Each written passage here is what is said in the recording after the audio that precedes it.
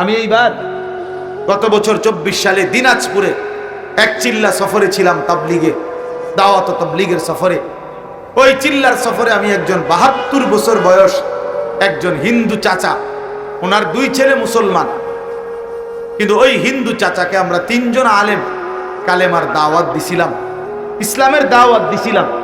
2.5 ঘন্টা ওনারে আমি বুঝাইছিলাম। আমরা 3 জন কাঁদছি, চোখের পানি ফেলছি ওনার সামনে, যে চাচা আপনি কালেমাটা পড়েন, আপনার ছেলেগুলো মুসলমান, ছেলের বউ মুসলমান হয়ে গেছে, নাতি নাতনিগুলো মুসলমান হয়ে গেছে, আপনার ঘরে ছেলের আল্লাহর কোরআন পড়ে, আপনি সেই অবস্থায় এখনো কেমনে রয়ে গেলেন? কতভাবে বললাম, কিন্তু এই চাচা একটা বারের জন্য উনি বলে না, আমি বলবো না। আমি কানসি পর্যন্ত মিয়া। তখন আমি আমার সাথীদের কাছে এসে বলছিলাম যে ভাই দেখো, আমার মতো তোমার মতো আল্লাহ কত বড় তৌফিক দিছে, যে সেই ছোট্টবেলার 2 বছর বয়স থেকে 3 বছর বয়স থেকে আমরা আজীবন সারাটা বছর কত হাজারবার লক্ষবার আল্লাহ আমাদের জবান দিয়া কালেমা উচ্চারণের তৌফিক দিছে। আর এই 72 বছর বয়স্ক লোকটা জীবনে তার মালিকের নাম একটাবার বলতে পারে। আজকে তো বুঝতেছ না নওজোয়ান, তোমরা বুঝতেছ না, তোমরা মনে করছো এই নারী, ছবি, মোবাইল, এই মোটর সাইকেল, এই বন্ধুদের আড্ডা, এই রং তামাশা, কয়টা ভাত খাইলা আর ঘুম গেলা আর পেশাব পায়খানা করলা, আর কতক্ষণ লজ্জাস্থানের চাহিদা, যৌন চাহিদা পূরণ করলা, যখন যা মন চায় নারী দেখলা, ছবি দেখলা, উলঙ্গ দৃশ্য দেখলা, জিনা করলা, ব্যভিচার করলা, মদ খাইলা, জুয়া খেললা, আর কিছুক্ষণ টাকা পয়সা রোজগার করিয়া ভাত মাছ চাল ডাল খাইয়া টাইয়া উঠতে লাইলা, এরই নাম জীবন মিয়া? এরপরে আর কিছু নাই ভাই। তাইলে সেই জন্য প্রস্তুতি কোথায়? আমি প্রায় বলি যে এটাও যেমন 4 কালারের পৃষ্ঠা, এটা কি সুন্দর সাজাইছে ডিজাইন করে, কিন্তু এই পৃষ্ঠা তো একদম খালি। আল্লাহ তাআলা বলে, বান্দা মাটির উপরে তোমার ঘর কত সুন্দর করে সাজাইলা, মাটির নিচেও তো তোমার একটা ঘর আছে, সেই ঘরের নাম হচ্ছে কবর, সেটাও তো তোমারই ঘর বান্দা, ওই ঘরটা এরকম খালি রাখলা কেন? তোমার মাটির উপরের ঘর যদি তুমি সাজাও, তো তোমার মাটির নিচের ঘর কে সাজাবে? হ্যাঁ, আমার মাটির নিচের ঘর কে সাজাই দিবে? আমার কবর কে সাজাবে? আমি না সাজাইলে, আমি না সাজাইলে। আমার মাটির উপরের ঘর তো আমি মরে গেলে আমার ছেলে বাকিটা কাজ করতে পারবে, আমার পুত মরে গেলে নাতি বাকিটা কাজ শেষ করতে পারবে। বাপে হয়তো বিটা বাইন্দা গেছে, পুতে আইয়া ঘর করছে, নাতি আইসা ফার্নিচার কইরা এখন ঘরের কাজ সব কমপ্লিট করছে, এমন হইতে পারে না? তো দুনিয়া তো এরকম হইতে পারে। কবর, আমার কবর আমি না সাজাইলে আমার পুতে সাজাই দিবে, আমার নাতি সাজাই দিবে। তাহলে বাবা, তাহলে ওইটা তো বেশি জরুরি, কারণ আমার কবর আমাকেই সাজাইতে হবে, আমার আখিরাত আমাকেই সাজাইতে হবে। এই জন্য আমরা, প্রিয় যুবক ছেলেরা, তোমরা যারা এই সমাজের আছো, আমি তোমাদেরকে প্রয়োজনে আলাদা সময় দিতে রাজি আছি। তোমরা আমার মাদ্রাসায় আইসো, আমি দাওয়াত দিলাম তোমাদের।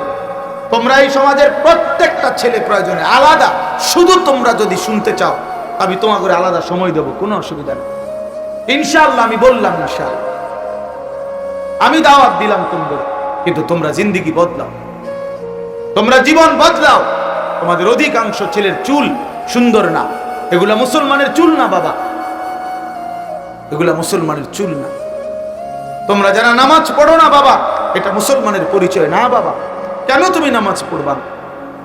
আল্লাহ তাআলা জিজ্ঞাসা করে, বান্দা এত বড় আসমান দিয়ে, এত বড় জমিন দিয়ে, এই আর সমস্ত মাখলুকাত দিয়ে 24 ঘন্টা বান্দা আমি আল্লাহ তোমাকে লালন পালন করলাম, এত কিছু দিয়েও তোমার মনটা গলাইতে পারলাম না? হ্যাঁ, আল্লাহ জিজ্ঞাসা করে, বান্দা আমি এত কিছুর বিনিময়ে তোমার কাছ থেকে একটা সেজদা পাইলাম না, কেমনে পারলাম? ওয়াস-সামাআ বানাইনাহা বিআইদিন ওয়া ইন্না লামুসিউন।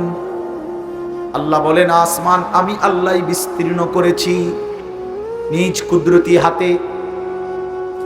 ওয়াল আরদা ফারাশনাহা ফানি'মাল মাহিদুন।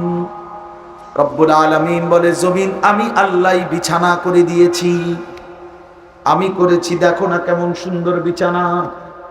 এতটা শক্ত ভারী বানাই নাই, পাথরের মতো শক্ত যদি বানাইতাম ফসল উঠতো কেমনে। আবার এতটা নরম বানাই নাই, একদম নরম বানাইলে বসতা কেমনে, নড়াচড়া করত। এজন্য আল্লাহ বলেন, বিছানা যেমনে আরামদায়ক, ঠিক আমি আল্লাহ তোমার জমিনকে এইভাবে বিছানার মতো বানিয়ে দিয়েছি, আসমান ছড়িয়ে দিয়েছি। অমিন কুল্লি শাইইন খালাকনা যাওজাইনি লাআল্লাকুম তাযাক্কারুন।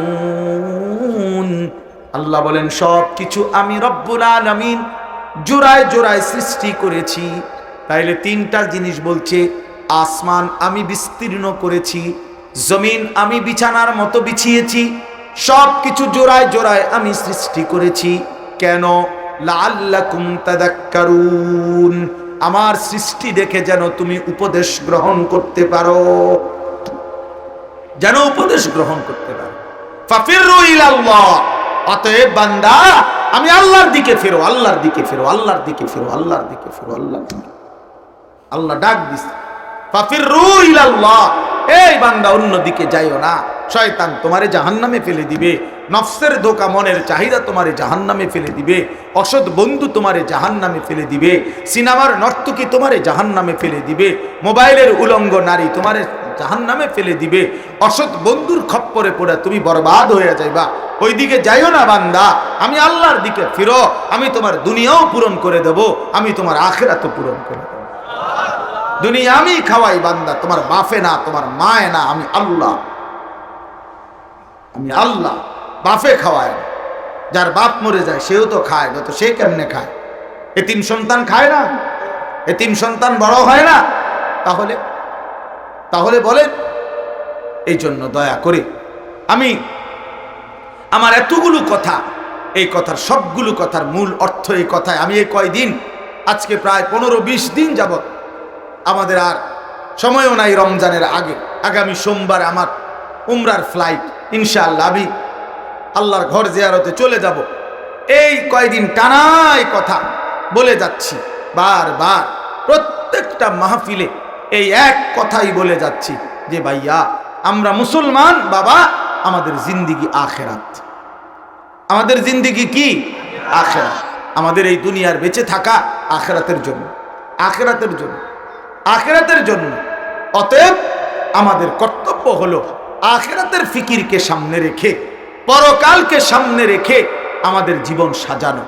জীবন সাজাইবার একটা টাইম, একটা সুযোগ মাহে রমজান আমাদের সামনে। আর কয়টা দিন মাত্র, একদম দেখা যায় রমজান, রমজানের গ্রাম শোনা যায়। সারা পৃথিবীর ইমানদার এখন অপেক্ষা করতেছে রমজান মাসের জন্য, রমজান মাসের জন্য। রমজান পরিবর্তনের মাস, রমজান জিন্দিগি সাজানোর মাস, রমজান আখিরাতের মাস, রমজান জান্নাত অর্জনের মাস, রমজান জাহান্নাম থেকে মুক্তির মাস, নিজেকে সাজাইবার মাস। এই জন্য প্রিয় কিশোর, প্রিয় নওজওয়ান, তুমি ফিরে আসো, নষ্ট হইও না বাপ। কার খপ্পরে পড়ে নষ্ট হইল? ইহুদি তোমারে পছন্দ করে না, তুমি কেন তার মতো সাজো? যে তোমারে ভালোবাসে না, যে তোমার ভাই ফিলিস্তিনে ইমানদারকে প্রতিনিয়ত শহীদ করছে, রক্ত ঝরাচ্ছে, তুমি কেন ওই বেঈমানের মতো সাজলা? বেঈমান, তোমার এতটুকু বিবেক নাই? এই লোকটা আমার পছন্দই করে না, আমি কিনতাম তার পিছে আড়ি আনা যায়, এ আমার ভালোই বাসে না, আমি বুঝি যে আমার দেখতে পারে না, এ সারাক্ষণ আমার বিরোধিতা করে, আমার শত্রুতা কামনা করে, আমার ধ্বংস কামনা করে, আমার লাশ কামনা করে, আমার রক্ত কামনা করে, আমারে নিশ্চিহ্ন করে দিতে চায় পৃথিবীতে। আমাদেরকে মুসলমানদেরকে এই ইহুদির কুত্তারা, খ্রিস্টান বেঈমানরা, তাহলে আমরা তাদের মতো হব কেন? বলো মিয়া। নবী সাল্লাল্লাহু আলাইহি ওয়াসাল্লাম তো বলছেন, ফারকু মা বাইনানা ওয়া বাইনাল কুফরি আস-সালাহ। নবীজি বলছে ঈমানদার আর বেঈমানের মাঝে পার্থক্য নামাজ। কি বলেন না? সবাই বলেন কি?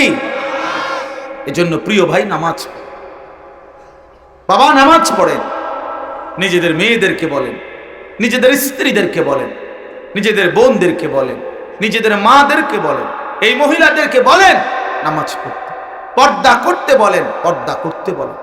আপনারা ঘুরে দাঁড়ান, আপনারা আপনাদের জিন্দেগি সুন্দর করেন, আপনারা কর্ম করেন, কোনো অসুবিধা নাই। কর্মের ময়দানে হালাল উপার্জন যেটা সেটাই করেন, সেটাই করেন। আবার আখিরাতের ফিকির করেন। আমার শায়েখ আল্লামা মুফতি মুশতাকুর নবী সাহেব হুজুর বলে আমাদের জিন্দেগির দুইটা অংশ, একটা দুনিয়া আর একটা আখিরাত। দুনিয়ার জন্য আমরা করব কর্ম, আখিরাতের জন্য আমরা করব ধর্ম। কর্ম এবং ধর্ম এই দুইটা যার জীবনে মিলবে তার দুনিয়াও সুন্দর, আখিরাতও সুন্দর। দুনিয়াতে কেউ কর্ম করলে, হালাল রোজগারের চেষ্টা করলে সে ঠকে না, সে অভাবেও পড়ে না, মেহনতের কারণে আল্লাহ বরকত দেয়।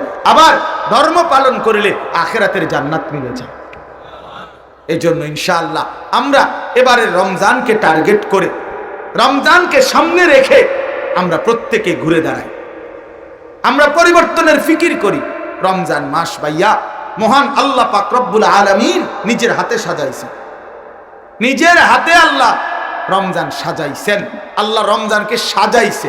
এই প্যান্ডেল যেমন সাজানো হয়েছে, এই মাহফিল তো রমজান আল্লাহ সাজাইছে। কে সাজাইছেন বলেন? এদিকে তাকান, কে সাজাইছেন বলেন? আল্লাহ পাক বলছে বান্দা রমজান আমি কেমনে সাজাইলাম শুনো, এই আমার শেষ কথা। রমজান আল্লাহ তাআলা বলছেন বান্দা কেমনে সাজাইলাম। এক নম্বরে আমি আল্লাহ গত 11 মাস যেই বন্দিগি ছিল সেটা আছে, এটাও বলবৎ রাখলাম।